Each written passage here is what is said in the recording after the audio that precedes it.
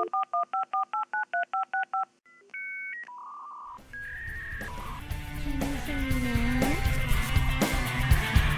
you hear me now? Can you hear me now?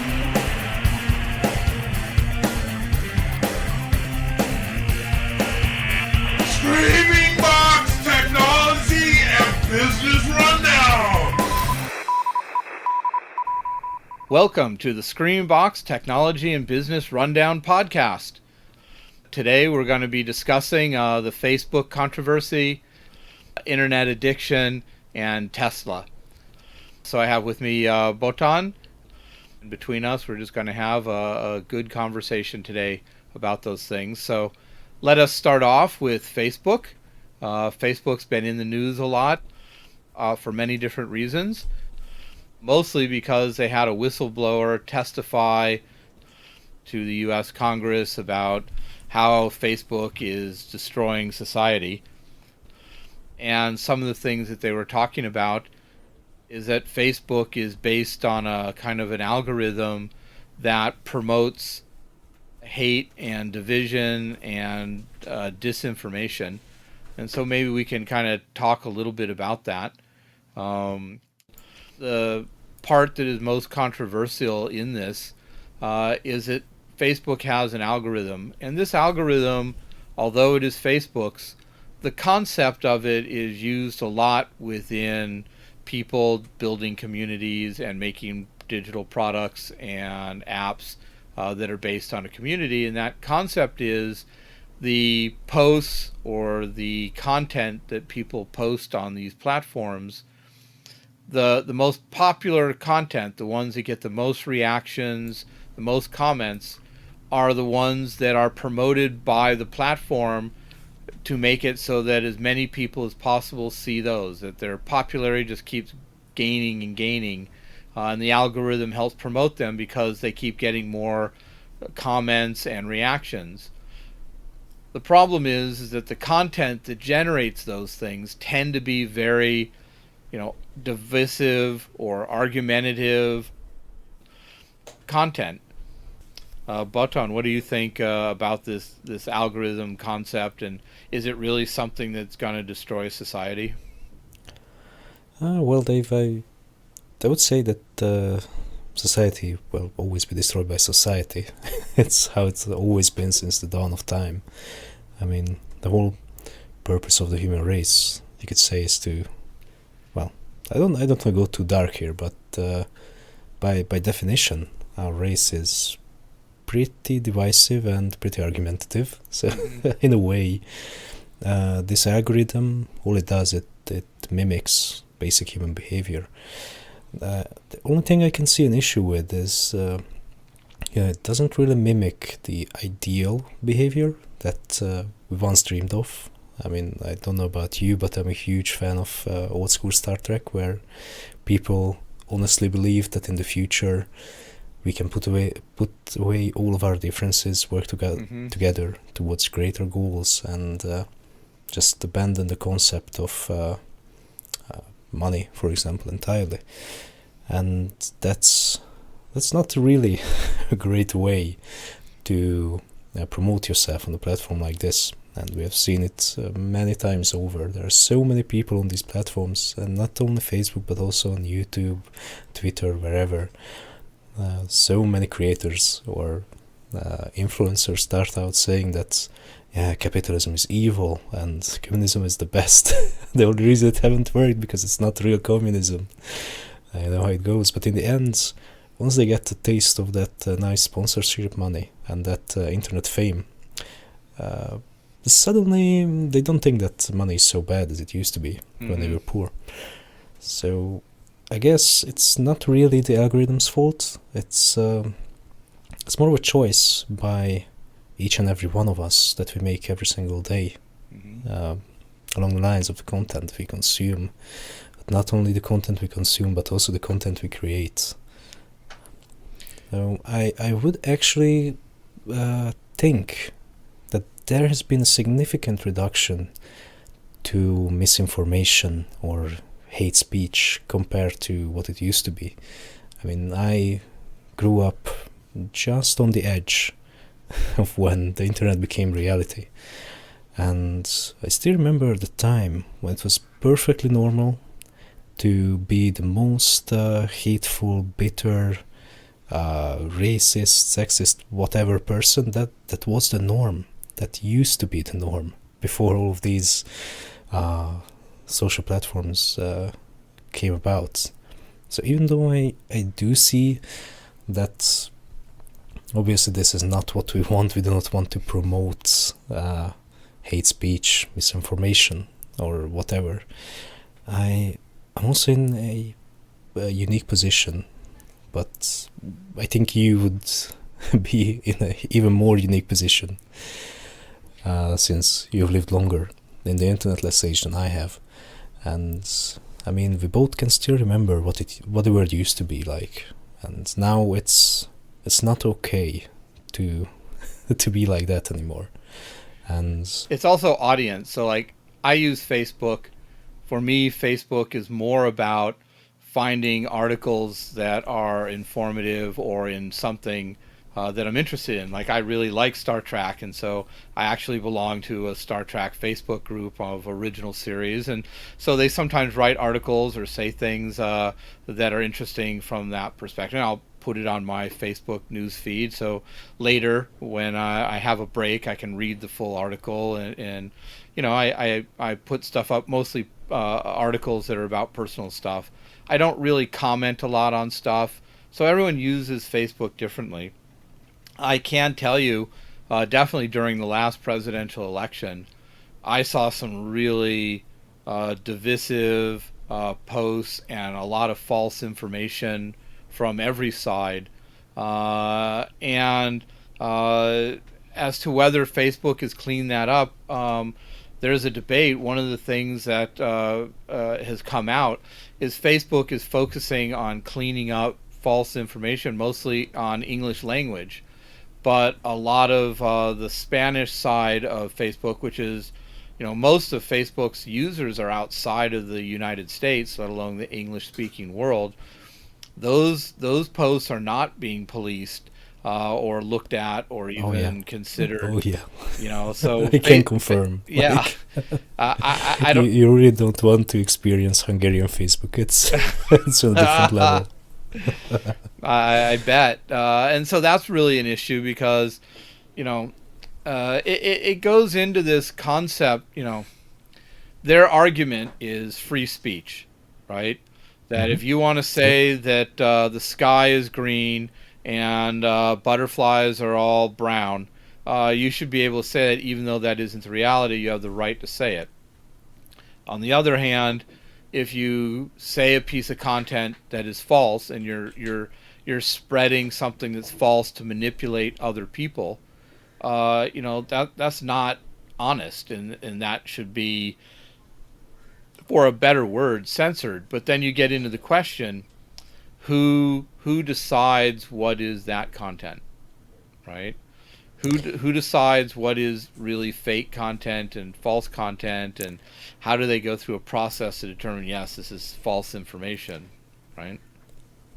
Yeah, that's a whole other topic. I mean, even if we're not talking Facebook, if we try to break down the concept of something being correct or valid or acceptable, even in academia, like about half of all published research is just flat out wrong, because most of it is built upon experiments that were built upon different experiments. Mm-hmm. And some of those were, of course, incorrect. But it has a sort of domino effect where you say that my research is correct because this other person did their research on it and that has been accepted in this journal. So we take it as a generally accepted fact. Of course, it's always evolving, but I don't know. Did you experience the same thing as we did with the unspecified virus of unspecified origin, where there was this huge wave of Facebook news spreaders who were like, yeah, you know, this is all caused by 5G. I was just like, I heard that there are a bunch of people saying that the coronavirus was created by 5G, which, you know, I think Makes complete sense. part of the Facebook problem or these community I'm problems sorry. is people are losing their ability to detect bullshit, right? They basically just believe everything they hear and don't have like a logical kind of content or say 5G. How would 5G create a virus?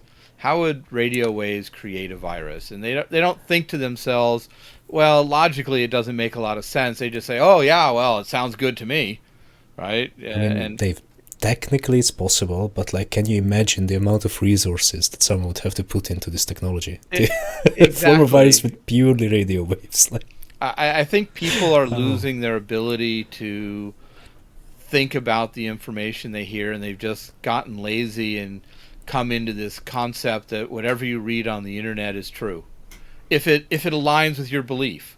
If it doesn't align with your belief, then it's obviously fake news and it's false, and that information is not valid. And this is creating a real division, I think, in the world. And I come back to this algorithm that Facebook, but also most social media platforms are using. You know, this concept, it's kind of like the hamster in a cage on a wheel. If you keep feeding the hamster, it keeps, you know, running on the wheel. And I feel like with these people, with the algorithm, it rewards people for content that inspires or, you know, creates comment.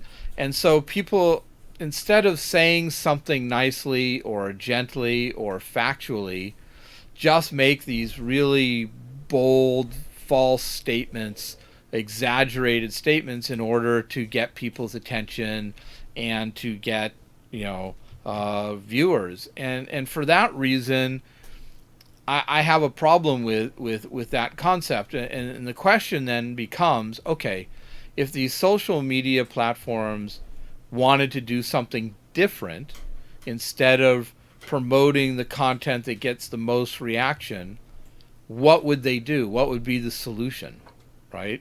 How would you run how would you change the algorithm to make it, quote, better, right? That's kind of the question. Like if you're going to make if you're going to make a community app that was I don't know, heavy metal world, and people would come on this community who wanted to talk about heavy metal and promote heavy metal music and bands. If you were there, if you were the one creating this community, would you use the same algorithm that promotes the most the posts that get the most reactions and responses, or would you try to do something different? I mean, I wouldn't 100% do something different. I mean, not in the same way as you think right now, but I'm still a big fan of not only liking but also disliking things. So, I mean, personally, I always prefer a platform where things can be downvoted over a platform where they can only be upvoted. So I've seen that Facebook was the first to take away people's ability to dislike things. This is ancient history. Like, there are a lot of people who don't even remember that you could actually dislike a post on Facebook. It's like they were the first, true pioneers in this. And we can see that this kind of mentality leads to, well, this kind of algorithm. And that may be okay or it may not be okay. I still very much like Reddit for this reason. I mean, there usually you have like a scientific question that someone who is not too wise in the ways of science just asks, like, I don't know, can I put a fork in the microwave? And there will be like 10,000 answers of yeah, go ahead, sure. And, you know, of course, naturally, the top voted comment will be like, yeah, it's totally safe. But also there will be a lot of so if someone actually suggests something like dangerous or immoral, that just gets downvoted straight into the abyss. But that may be more up to the community itself rather than the algorithm. It's also an interesting question. Where do you draw the line between a benevolent algorithm and a deeply malicious one? So if I want to search Google, is it okay that if I search for a pizza place that I get results in Budapest and you get results in San Francisco. Mm-hmm. Is that still on the line of completely moral and acceptable? Mm-hmm. I think we can agree on that one. But let's say if I try to search for something different, as I'm in software and I know some things, and I search for a certain thing like why is my phone doing this, and I immediately get the result that I'm looking for from the depths of some Apple community forum, like do you just change this setting in 10 levels deep in the menu. But someone else who's not so wise in the ways of science Mm-hmm. might get a result like, yeah, just reinstall your phone. Is that still morally acceptable? Mm-hmm. It's really difficult to tell. Yeah, I think that this is a big question that these platforms are trying to figure out, or society is trying to figure out. It's very strange, and this may be a good segue to our next topic about the internet.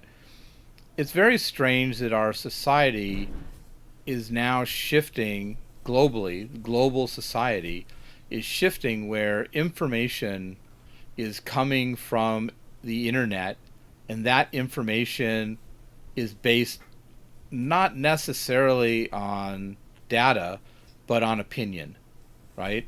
And I know exactly what you mean.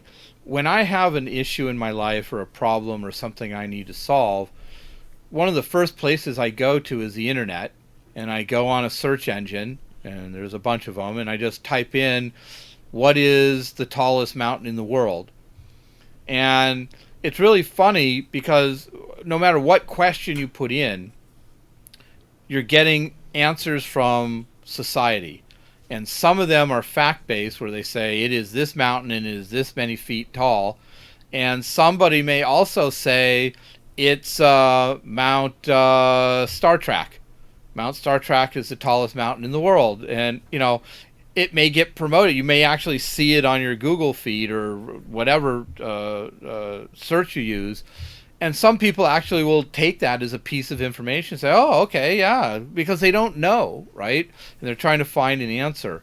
Or as you said, in some technical forum, people say one thing, but then somebody else says another, and it sounds good and it sounds right, but it actually isn't, or is taken out of context. That's kind of thing. Yeah, and people their whole lives now are centered on kind of finding information through the internet, getting information. So I guess the question is, how much internet is too much internet? Oh, that's a great segue. I think we're ready to accept sponsors on this podcast. Like, if we can keep this level of segues, then we are golden. So the question is, how much internet is too much internet? Yeah, we have been talking about this a bit before the show in the green room, and I think the main takeaway from my side is really how we use the internet. Mm-hmm. It's not so much how much, but how. So what's the difference between watching TV or watching Netflix? Mm-hmm. Mm-hmm. Like, is someone who's watching TV better than someone who's watching Netflix? Or that is kind of an important point, because when you watch TV, you're getting opinion, you're getting fact, and you're getting data as well. But if you watch a news program, a lot of news programs now are tied to ratings, how many people watch them. And so the news programs are becoming more and more opinion based, because that opinion is people want to hear their own beliefs, right? If you believe that the sky is green, and you have a news station that tells you every day, the sky is green, all those people who say it's blue they're wrong, it's false information, it's green. They feel like, oh, well, yes, I know it's green, so now they know it, they're telling me it's green. So people are trying to, they get that from TV as well as the internet. If you go on and ask the question in a forum or in a community, is the sky green? You're going to get some people saying, yes, it's green, it really is. You're going to like those posts, and those posts will get more and more acceptance, and more people say, well, you know what, it is green. So you get that from TV as well as internet. But I'm, in the past, I remember before the internet, if you wanted information, you had to go somewhere. You got it out of a book, which was usually published, or a magazine where there's people who are checking it and working on it. Or you would get it from a TV news station or a newspaper. You didn't have that many friends to talk to. So if you talk to your group of friends, you might end up talking to 10 people, not 10 million, right? Whereas the internet, it's more like sure. 10 million or however 100 million. So the way that happens is a little bit different, but it seems like the process is very similar. You could spend all day on the internet. I do spend a lot of time on the internet, mostly using it as a tool to do business or communicate. Even this podcast is done on the internet. So, but if, I have a young daughter, and the question we're asking is, she likes to watch stuff on Netflix and the internet. How much time do we have her do that? We don't want her on all day. When people Right. grow up, if you have control of your life, I guess if you wanted to, you could spend all day on the internet. I know a lot of gamers; they spend all day gaming, and for them, it could be a problem. You have social issues with people who are actually near you versus virtually, and health wise, if you don't take care of yourself and exercise and go outside every now and then, it could be a problem. But if someone spends 8 hours on the internet, is that too much? Or is it really a question of what are you doing on the internet versus how much time? Yeah, that. But let me hit you with a hypothetical. So if I had a son, I wouldn't care how much time he spends on the internet. What I would care about is that he goes to the gym, preferably every day, works out, not hopped up on caffeine like most people do, but just like goes there and gets a proper workout in every day, and that's pretty much it. I mean,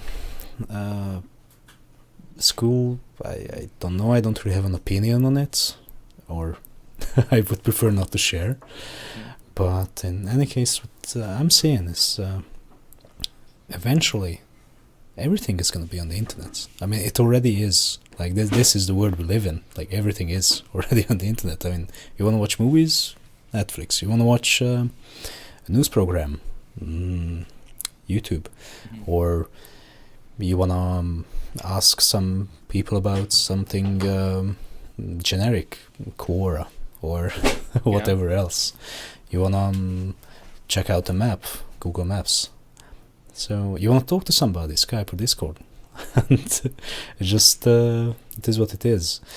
But generally, this is a highly opinionated thing, so don't take this out of context. But it doesn't matter what you do on the internet or how much time you spend on the internet. What matters is, what else do you do in your life? I think that's a really good point. And I think people need to be aware of that and how things fit together. You can abuse anything or do something too much.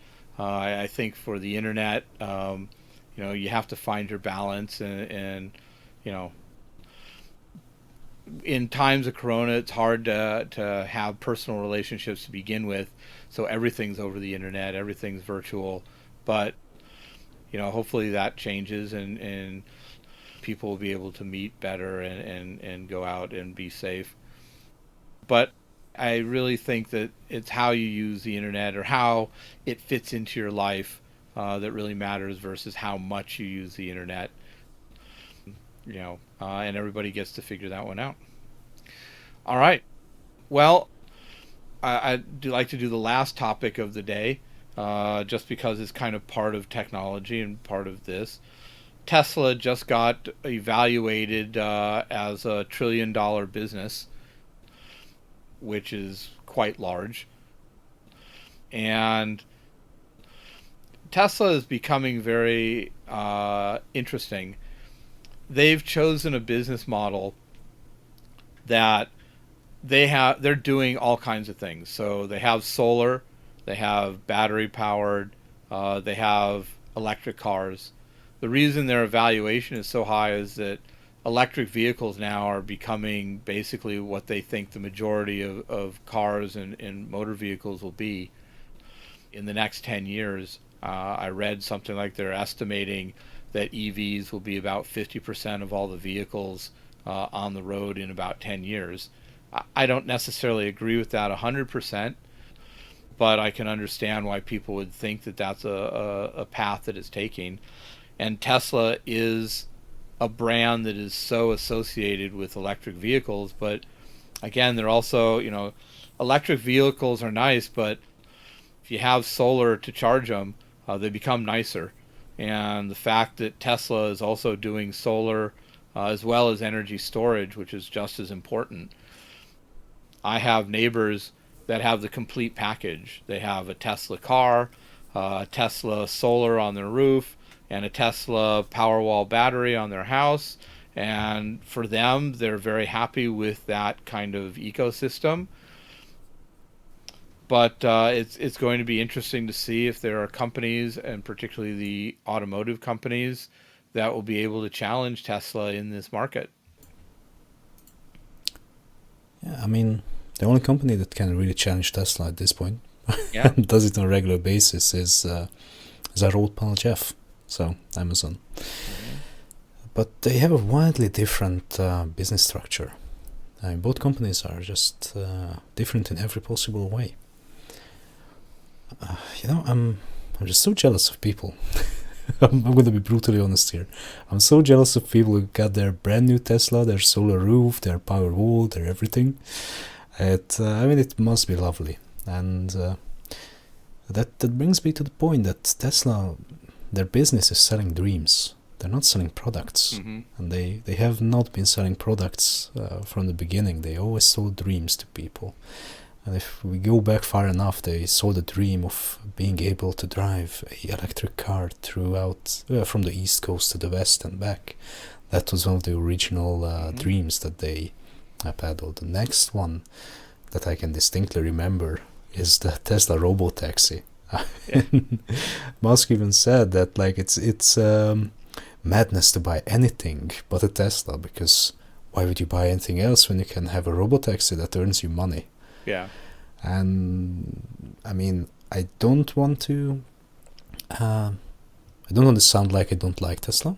I absolutely love it, and I think the products that they make are exceptional. What I don't agree with is the hero worship that's going about this company. Yeah, Musk uses that. I mean, obviously, even with SpaceX, he's selling a dream. We're gonna all go to Mars and live on Mars, right? And he is kind of portraying himself as the hero of spaceflight, as well as with Tesla. I mean, Tesla's even going to Tesla, one of their business strategies is to be very vertical. Same with SpaceX, right? They're producing, they have a factory company that is producing the stainless steel that is used in both cars and in their rocket ships, and he's looking at maybe just buying that and owning the whole material side of it. They're looking at, they have their own chip manufacturing, which is one of the reasons why Tesla's production hasn't been interrupted as much. Oh, they do? Yeah, they have their own chip manufacturing. They make their own chips. That's news to me. They just kind of released one. So I think that's a very smart business strategy for him. There's a lot to admire about it. He works his people hard, so there's also equally complaints that they work too hard, they don't have enough breaks. That's the same complaint that people are saying about Amazon as well. and whether you believe that or not is up to your own experience. But on the other hand, if they were treating people so badly, they wouldn't have as many employees as they have, right? And But let's face it, Dave. We are not going to be the richest people in the world by being nice. yeah, exactly. That's right? not how this works. It's not how it works. But I think Tesla is a very interesting situation. I like watching the company. I like watching how they're evolving, and I particularly like SpaceX and how they're evolving. But we will see. But obviously, Elon Musk is a powerful force as one of the richest men in the world, if not the richest man in the world. He's got a lot of life ahead of him, and he's got big dreams. He can be just as petty as Jeff Bezos, but Jeff Bezos maybe is pettier on a larger scale or something. I don't know. I've watched interviews with both of them, and I wouldn't consider either one of them to be, how would you say, the most generous people on earth. But All right. they are focused on what they want, and they both are kind of selling a kind of dream. But if anybody sells dreams, it's really Elon Musk. He's much better at it than Bezos. For sure. I mean, Bezos is incredibly good at what he does, but he mainly sells goods and services, and that's it. He's great at that, and that's why they are head to heads. It's always a battle between dreams and whatever tangible thing we can have. I mean, even for that is that's a battle that extends to our daily lives. I mean, every day it's like invest money, buy things. Like yeah. You never know. Well, I mean, for Amazon, I would love to try to get Amazon out of my life, but their service is so good that if I'm going to buy something on the internet, I'm going to go to Amazon first to see if I can find it there, and it's usually the fastest delivery, quickest price. That's not something you can argue with. There's a reason.